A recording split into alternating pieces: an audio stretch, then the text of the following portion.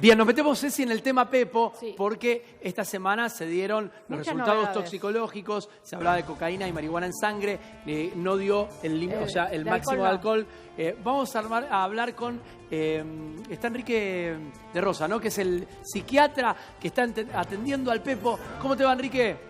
¿Qué tal? ¿Cómo te va? Buen día. Bueno, saludos a todos. Hola, buen día. Buen Muchas día. gracias por tu tiempo. Nos metemos en el estado psiquiátrico del Pepo, teniendo en cuenta lo que atravesó. ¿Cómo está hoy?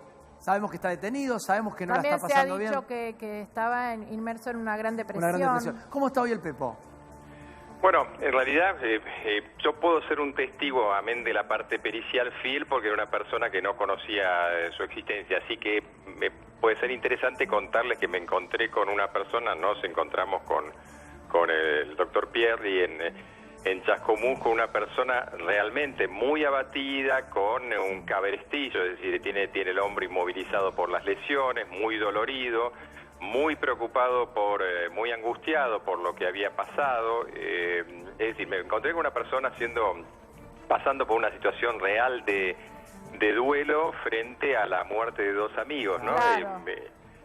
Cosa que, bueno, como siempre esto pasa que en las causas judiciales en las que uno interviene o está de alguna manera inmerso, la realidad mediática es diferente a la realidad que uno palpa, ¿no? Claro. Y ahí había una persona, y por eso decía esto de no conocer. Yo tuve que enterarme, como cuando alguna gente opina sobre la forense, yo tuve que usar la Wikipedia para saber quién era el Pepo y la cumbia peposa y toda esa historia. Viajás mucho a Francia, Enrique, estás poco largo.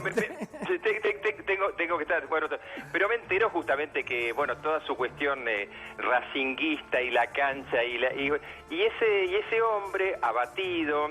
Abatido, lo decís, angustiado. esa palabra la usás bastante. ¿A qué te referís exactamente cuando es abatido? ¿Deprimido, Y bueno, una persona, angustiado? A ver, la posibilidad de evaluar el estado psíquico completo vendrá en una pericia y vendrá a lo largo del tiempo. Uno se encuentra con una persona que está muy angustiada frente a una situación que le tocó. Cualquiera de ustedes que ha pasado por un accidente de tránsito sabe que esto es una cuestión de un segundo que te cambia la vida. Totalmente. Y de golpe te encontrás en medio no solamente de eso, sino una tormenta judicial en la cual hay gente mediáticamente diciendo que se pudra en la cárcel y encima se te murieron dos amigos. Enrique, y frente al consumo de droga, ¿no? Que sabemos claramente que ese fue el resultado, el policonsumo que dio el resultado de las pericias. ¿Él hizo referencia a eso? Mira, ahí hay un inconveniente y viene por la cuestión de la instalación de la causa mediáticamente. Pasamos a los hechos, porque en realidad lo que nos importa desde el punto de vista médico-legal, judicial y demás son los hechos. Los hechos son que la alcoholemia, que es lo que importa a los fines de la causa, no dio con los límites, no tengo los datos. ¿Por qué es solo eso lo que importa y no la de cocaína y marihuana? Quiere decir porque que la cocaína y la marihuana... La pudo haber consumido antes, calculo yo. Se entiende, pero la pregunta iba para Enrique a ver si es que el hecho de que, como dice Diego, si él consumió días anteriores, tanto cocaína como marihuana o ambas cosas, en el momento del accidente, digamos, ¿no están influenciados sus reflejos frente a ese consumo? Bueno, es una buena pregunta. ¿Por qué? Porque por un lado el alcohol dura mucho menos tiempo en el torrente sanguíneo y la otra cuestión ¿Cuánto es que dura el alcohol en el torrente sanguíneo? ¿24 horas? Bueno, va durando un tiempo adecuado hasta que pierda, hay una curva va disminuyendo en una curva que nos permite saber, digamos, si la muestra es sacada, como se dijo, tarde o no. Igualmente uno hace los cálculos para saber si al momento del hecho cuánto fue. Es decir, pero la cocaína y la marihuana, ¿en qué la cocaína y marihuana en los reflejos y en el estado de la persona frente a la responsabilidad de manejar? Pero doy un paso atrás sobre eso. Porque si no estamos asegurando una hipótesis que hoy no solamente no está comprobada, sino que tiene una pequeña digresión que me permitirán. Primer punto, no está plenamente comprobado cuál era el nivel tanto de metabolitos de cocaína como de marihuana, porque aún no figuran en la causa.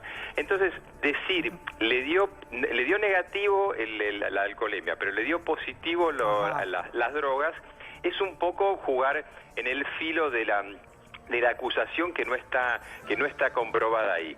¿Qué es lo que aparentemente se dice, pero no está escrito en ninguna parte? Que habrían encontrado metabolitos en orina de tanto marihuana como cocaína. Ahora, Sí. ¿cuánto tiempo puede durar esto?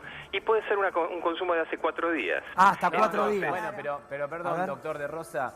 Se decía en este último tiempo que el Pepo estaba luchando contra su adicción a las drogas y que hacía ya un tiempo bastante importante que no estaba consumiendo drogas. Por eso llama la atención estos resultados que se conocieron, y le quería preguntar también si está atravesando algún síndrome de abstinencia teniendo en cuenta esto. No, bueno, ahí está el problema. Si partimos de la base que está consumiendo y que deja de consumir, bueno, es atendible imaginar eso. El problema es que aparentemente no solamente no venía consumiendo, sino venía consumiendo en cantidades muy bajas. Por eso insistía mucho en el tema de... Si se comprueba, estaba consumiendo. ¿Por qué? Igual la cocaína no. A ver, Enrique, dale. Perdón. Sí, lo escuchamos, Enrique. No tomen la mano, pero el que sé el tema soy yo. A ver, una persona puede tener, hay trabajos que tienen hasta 30 y 40 días metabolitos en orina, primer punto. Segundo, no es lo mismo decir, no es cualitativo, sino que es cuantitativo. Y les voy a poner un ejemplo. En este momento hay trabajos en el mundo en que el agua que se está tomando, por ejemplo, en países, en zonas de Alemania e Inglaterra, debido al consumo masivo, tiene rastros de cocaína y marihuana. El punto central es si la cantidad... perdón, termino.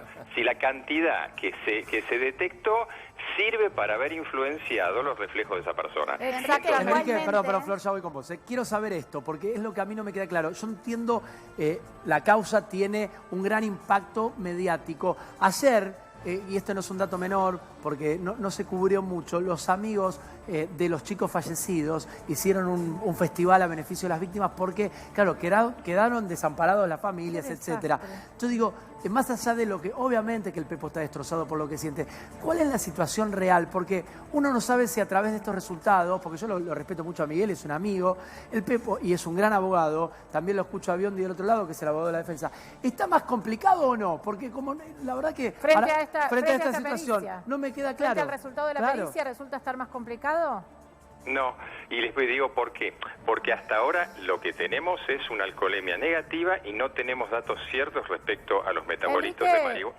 ¿Y cómo es que la alcoholemia Perdón, termino porque si no, no logro. Sí, disculpa.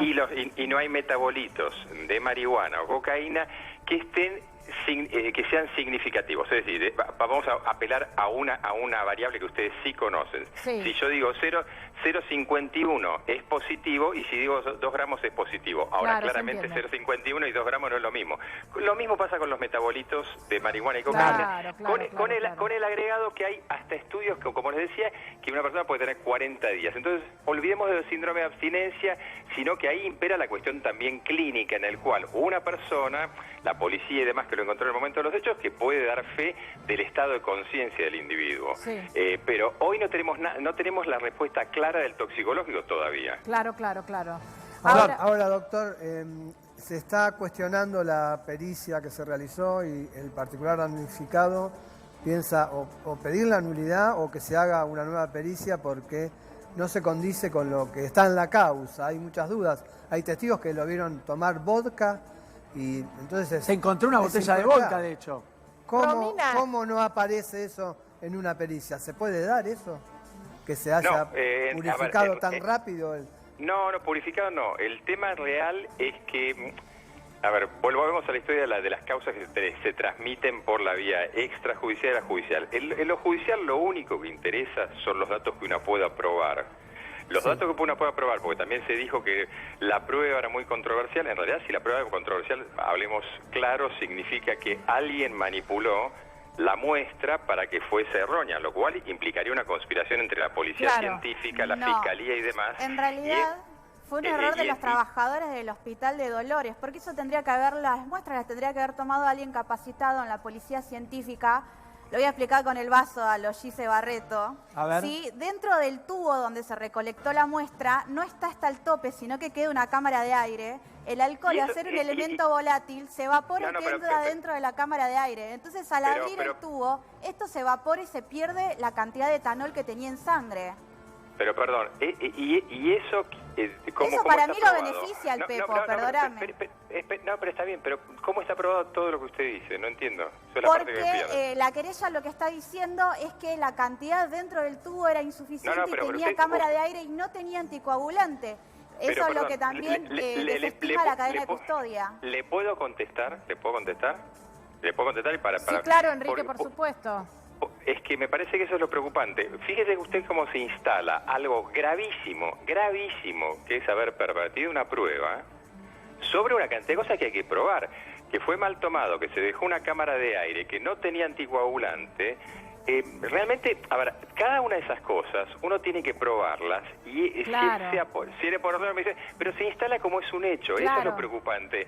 ¿Cuál es la prueba para constatar que lo que se dice es así o no? Claro, tiene razón, Enrique. No, pero es que si nadie instala puede probar que en el tubo existía, que fue tomada la prueba de esa manera. Lo que describe Flor es cierto. Lo que describe Flor es cierto. Es un o error sea, muy ella común. siendo licenciada en el tema. Felicitaciones que se recibió esta semana. Licenciada. O sea, la explicación de ella es perfecta. Ahora, lo que está diciendo el doctor Enrique es justamente que lo que no tenemos es la prueba de que eso sea realmente así. Vamos a hablar un poquito, me interesa más en este momento meternos en la parte humana. Yo, Enrique, entiendo y es imposible olvidarnos de que hay dos víctimas, totalmente, hay dos familias destrozadas. Obviamente. Pero lo que... ¿Cómo va a seguir? Uno lo escucha a Miguel. ¿Cómo sigue el Pepo? Porque en algún momento, hasta me acuerdo cuando pasó, que nos tocó acá el sábado y el domingo también con Cecilia, dar un poco todas las primeras informaciones al respecto, se hablaba que el Pepo estaba esposado porque corría riesgo de suicidarse. ¿Vos crees que el Pepo hoy es una persona que está en riesgo, teniendo en cuenta lo que él siente que hizo, ¿no? Que en definitiva perdieron la vida dos amigos de él, y él lo siente así. Bueno, es que una de las funciones básicas del sistema judicial es proteger inclusive a las personas declaradas culpables. Y esto, a ver, acá está la cuestión, y quiero hacer una acotación con respecto al anterior. No dudo de la capacidad de con quien esté hablando, porque de hecho no los veo ni nada, ni dudo de eso, ni siquiera de la capacidad de alguien de informarse de algo. Ahora, lo que quiero decir es que en el ámbito judicial las cosas hay que probarlas, no decirlas en Instagram. Claro. Lo digo por ustedes, porque digamos...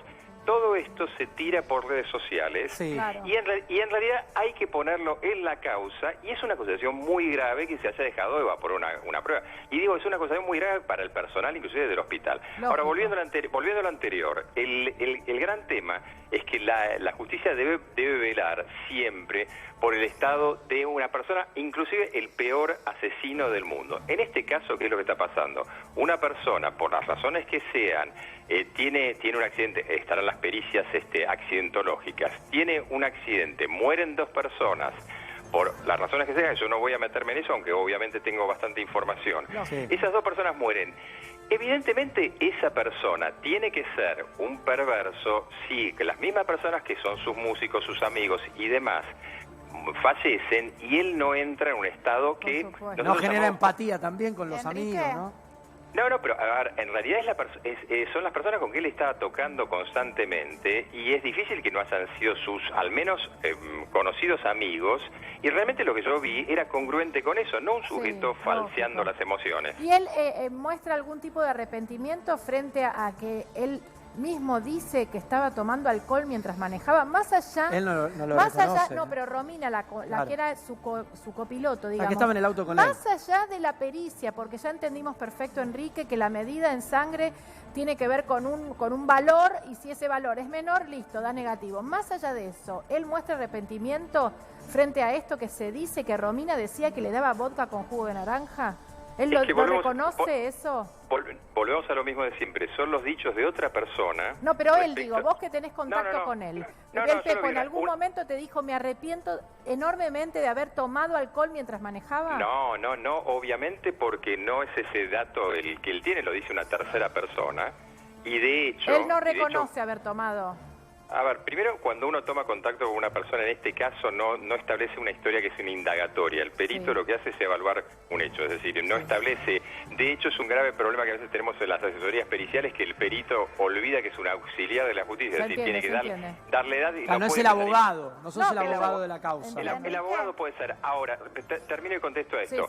Entonces, más que arrepentido, volvemos a esto, lo que sí está absolutamente angustiado por la situación en la que está, sintiendo que sí, obviamente siente que él manejó, pero que quizás se adjudica el no haber podido. Él dice que le pareció ver o golpeó o algo a un animal, y frente a esto no sabe cómo pudo haber pasado.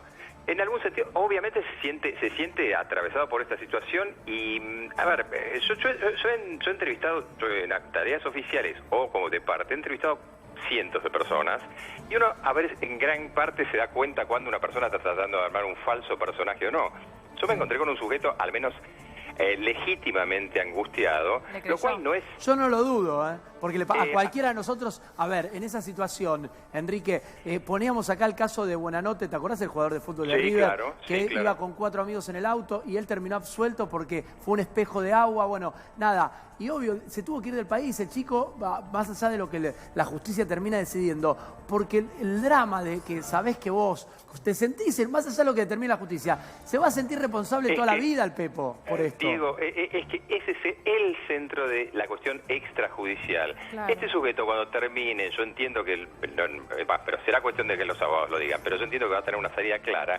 Pero igualmente su vida cambió tremendamente y esa es la parte que me toca a mí. Y les agrego de los familiares de las víctimas sin duda también, porque esto es obviamente, pero obviamente es que el gran problema cuando uno trabaja en victimología, la relación víctima-victimario, hay victimarios que sí son perversos y hay victimarios que son que no lo son. Claro. Acá él de hecho le atravesó tanto la cuestión que se puso a decir maldita cuestión de la droga, el alcohol, lo que sea, yo por eso estoy tratando de hacer algo, y de golpe empieza a hablar del padre y cuando él estaba pensando en el padre que estaba enterrado en la cancha de Racing. Y la verdad es raro que una persona tuvo como un flashback de su vida y de toda su vida, entendiendo que él podría haber muerto. Es decir, cuando uno pasa por esto, también se cuestiona. Y en general un sujeto con rasgos psicopáticos no lo hace. Bien, sí, pero también le echó la culpa a uno de los muertos después. Bueno, pero eso fue, pero bueno, lo discutimos en otro momento. Enrique, te mandamos muchísimas gracias, un gran abrazo. Por compartir con que tengan un muy buen día. Muchas gracias.